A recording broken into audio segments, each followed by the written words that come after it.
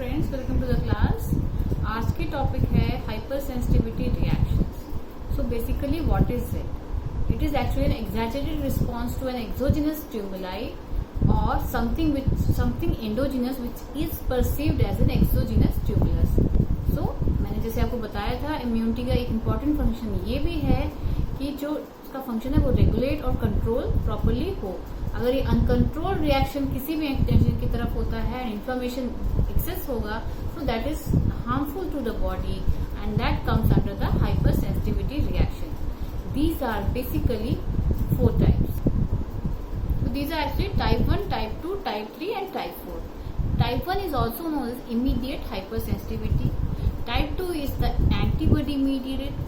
Type 3 is the immune complex mediated and type 4 is the T cell mediated hypersensitivity.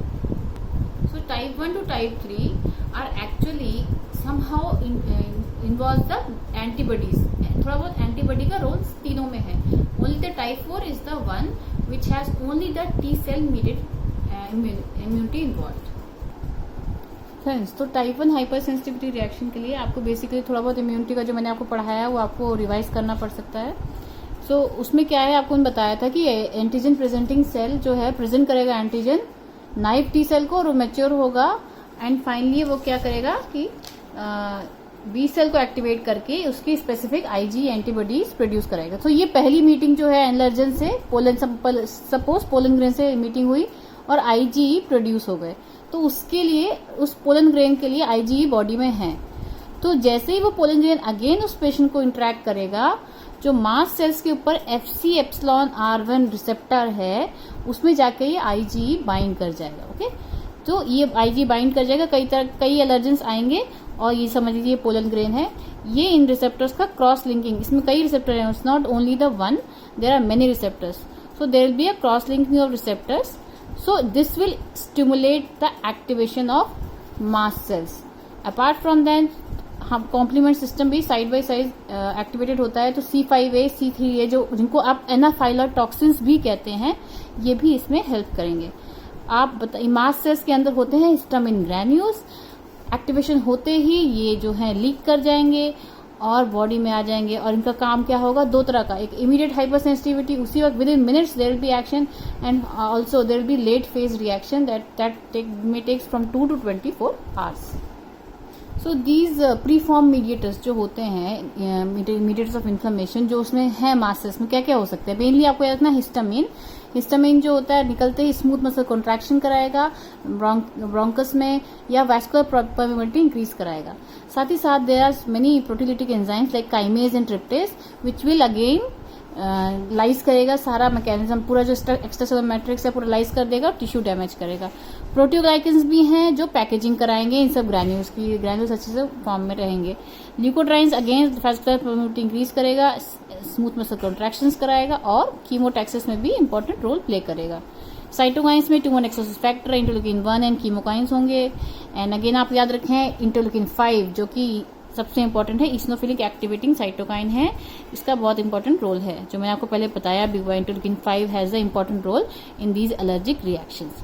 अब इसके examples क्या क्या हो जाएंगे. सबसे इंपॉर्टेंट एनाफिलैक्सिस, किसी भी तरह की ड्रग या बी स्टिंग एनाफिलैक्सिस होगा, that is a type 1 hyper sensitivity. Bronchial asthma actually similarly pollen grain से आपको कोई रिएक्शन हुई and these things will happen, smooth muscle contraction, patient को एयर लेने में, एयर ब्रीथ करने में will be difficulty that will cause the asthmatic attack.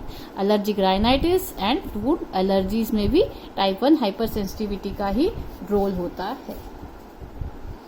So friends, type 2 antibody mediated type की हाइपर सेंसिटिविटी है. इसमें कुछ तरह के एंटीजेंस के अगेंस्ट IgG और IgM एंटीबॉडीज बॉडी में रहती है. So for example it may be the own cell और something which is perceived as an antigen. तो वहां पे क्या होगा कि जैसे कि आपको पता है कि हम नॉर्मली बैक्टीरिया को ऑप्सोनाइज कर देते थे, तो उसी तरह ये IgG IgM जो है एंटीबॉडीज है ये बाइंड कर जाएंगे. ये इसका वेरिएबल पोर्शन है जो बाइंड कर गया उस सेल से, और जो कांस्टेंट पोर्शन है उसमें आ जाएंगे कुछ कॉम्प्लीमेंट जो एक्टिवेटेड हैं, कॉम्प्लीमेंट प्रोटीन्स आ जाएंगे और इधर से नेचुरल किलर सेल भी डायरेक्टली इस कांस्टेंट पोर्शन से बाइंड कर जाएगा. और इसी कांस्टेंट पोर्शन के लिए है FC रिसेप्टर फेगोसाइट्स के ऊपर या न्यूट्रोफिल्स के ऊपर. और फैगोसाइट जो C3b से बाइंड है या C3a जो भी है, C5b, इनके लिए भी रिसेप्टर इसमें फैगोसाइट्स पे है, न्यूट्रोफिल्स पे, ये इससे बाइंड कर देंगे। साइमल्टेनियसली हर तरह का एक्टिवेशन हो जाएगा, कॉम्प्लीमेंट एक्टिवेशन, नेचुरल किलर, और ये फाइनली कॉम्प्लीमेंट से क्या वो MAC मेम्ब्रेन अटैक कॉम्प्लेक्स बनेगा, वो ड्रिल करेगा होल्स, और फाइनली वो इसके अंदर इसके मेम्ब्रेन को ब्रेक करते हुए इसको इंगल्फ करके फैगोसाइटोसिस कर देगा। सो इसका बेसिकली क्या है, एंटी मीडिएट सेल टॉक्सिसिटी भी होती है, साइटोटॉक्सिसिटी, जो NK सेल मीडिएटेड होती है। NK सेल ने डायरेक्टली इसको सेल को फिनिश किया, that is the antibody dependent cell cytotoxicity, जो आपको इम्पॉर्टेंट क्वेश्चन है। सो एग्जाम्पल्स क्या क्या हो जाएंगे, ट्रांसफ्यूजन रिएक्शंस। ट्रांसफ्यूजन रिएक्शन में जो होगा, अगर इनकम्पैटिबल डोनर है, तो अगर उस इनकम्पैटिबल डोनर से आप जब ब्लड लेंगे तो जो होस्ट होगा उसके पास एंटीबॉडीज होंगी प्री फॉर्म, वो जो है जो डोनर सेल से उसको ऑप्शनाइज करके, यहाँ पे डोनर सेल, इस एरिया पे डोनर सेल का रोल हो जाएगा। डोनर सेल को ये सारा जो है उसका होस्ट की बॉडी का ये जो सेल्स हैं ये इसको फिनिश कर देंगे। So haemolytic disease of the newborn में क्या होगा, जो मेटरनल एंटीबॉडीज हैं IgG, वो प्लासेंटा को क्रॉस कर देंगी और फीटल सेल्स के अगेंस्ट, फीटल सेल्स एरिया में आ जाएगा। इस कंसीडर करिए, यहाँ पे फीटल सेल्स है, मेटरनल IgG एंटीबॉडीज है, ये तो उस पर इस तरह काम करेगा। ऑटोइम्यून हिमोलाइटिक एनीमिया में अपने ही एंटीबॉडीज अपने ही ब्लड सेल्स के अगेंस्ट काम करेंगे। सिमिलरली रूमेटिक फीवर में भी जो स्ट्रेप्टोकोकल एंटीजन है वो उससे सिमिलर अपनी बॉडी के सेल्स एंटीजन परसीव होंगे, मतलब कि it will be very similar to the streptococcal antigen, so body will react against the antigen. Coming to type 3 hypersensitivity, it is mediated by the immune complex mediated. So immune complex जब बनेंगे, कब बनेंगे, generally भी बनते हैं, but not like, generally क्या होता है जब एंटीबॉडी और एंटीजन मीट करते हैं तो एंटीजन कम होता है और उसके अगेंस्ट एंटीबॉडीज बॉडी में ज्यादा होती हैं। बट अगर ये कंपेरेबल हो जाते हैं, antigen and antibodies are comparable, ये फाइनली क्रॉस लिंक कर जाएंगे, क्योंकि एक ही एंटीजन से कई तरह के एंटीबॉडीज बाइंड कर जाएंगे and there will be a cross linking. Along with that मैंने बताया था कांस्टेंट जो पोर्शन है एंटीबॉडीज का, वहां पे कॉम्प्लीमेंट भी अटैच हो जाएंगे। सो एक तरह का ये एक तरह का क्लम्प बन जाएगा, कॉम्प्लेक्स बन जाएगा, और ये जो है ये कहीं पे भी डिपॉजिट हो जाएगा, जैसे कि अपने ही ओन टिश्यू या सेल पे डिपॉजिट हो जाएगा, क्योंकि ये हैवी हो गया है, एक तरह डिपॉजिट हो जाएगा। और जैसे ये डिपॉजिट होगा, मैंने बताया था कांस्टेंट जो पोर्शन है एंटीबॉडी का, वहां पे FC रिसेप्टर वाला फैगोसाइट या न्यूट्रोफिल आएगा, अटैच होगा और वो एक्टिवेट हो जाएगा। फाइनली वो एक्टिवेट होगा तो क्या, और तरह के सेल्स को रिक्रूट करेंगे, इंटरल्यूकिन्स रोल में आएंगे और टिश्यू इन्फ्लेमेशन होगी और इंजुरी होगी। तो इम्यून कॉम्प्लेक्स कहीं पे बैठा और उसने टिश्यू इन्फ्लेमेशन किया और इंजुरी की।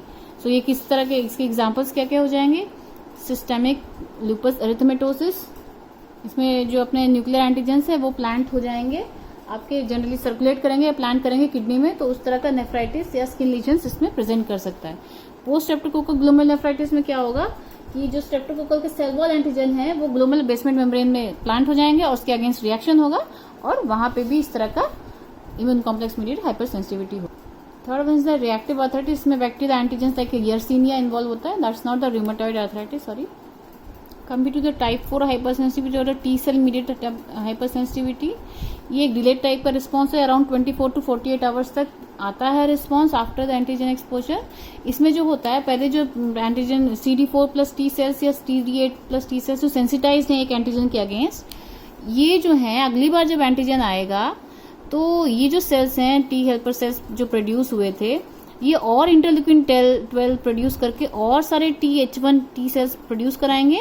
Apart from that T helper 17 type के सेल्स भी प्रोड्यूस होंगे, जो क्या सेक्रेट करेंगे, इंटरफेरॉन गामा। इंटरफेरॉन गामा क्या करेगा, आपको मैंने बताया था, क्लासिकल मैक्रोफेज एक्टिवेशन होगा एंड फाइनली इन्फ्लेमेशन होगी और टिश्यू इंजरी होगी। इसके लिए आपको प्रीवियस क्लासेस देखनी होंगी। So this is the mechanism. क्या आपको याद रखना है, CD4 plus T cells and CD8 plus T cells sensitize, जो पहले से सेंसिटाइज हैं, उनका रोल होगा। T helper 1 and T helper 17 type के सेल्स इसमें इन्वॉल्व होंगे। इसके एग्जाम्पल्स क्या क्या हो गए, ट्यूबरकुलिन रिएक्शन जो प्योरिफाइड प्रोटीन डेरिवेटिव की वजह से होता है, इसमें भी ऐसा ही, इसमें जो CD4 प्लस T सेल्स हैं उसकी वजह से रिएक्शन होगा। और finally type 4 hypersensitivity, around 24 to 48 hours के बाद आपको जो होगा वो वहां पे रिएक्शन दिखेगा। इसी तरह कॉन्टैक्ट डर्मेटाइटिस, जो कि एक उरुशियोल फ्रॉम पॉइजन आईवी या पॉइजन ओक से आता है उसके अगेंस्ट रिएक्शन होगा। और इसको आपको बिल्कुल कंफ्यूज नहीं करना होगा एलर्जिक डर्मेटाइटिस जो कि टाइप 1 रिएक्शन से होता है, और कॉन्टैक्ट ये कि डिलेड होता है 24 टू मेन है ड्यूरेशन ये 24 टू 48 आवर्स, और वो इमीडिएट हो जाएगा। मल्टीपल स्क्लेरोसिस में अगेन प्रोटीन एंटीजन जो माइलिन में होता है उसके अगेंस्ट रिएक्शन होता है, that is the type 4 hyper sensitivity. So I've tried to finish the hypersensitivity in this class.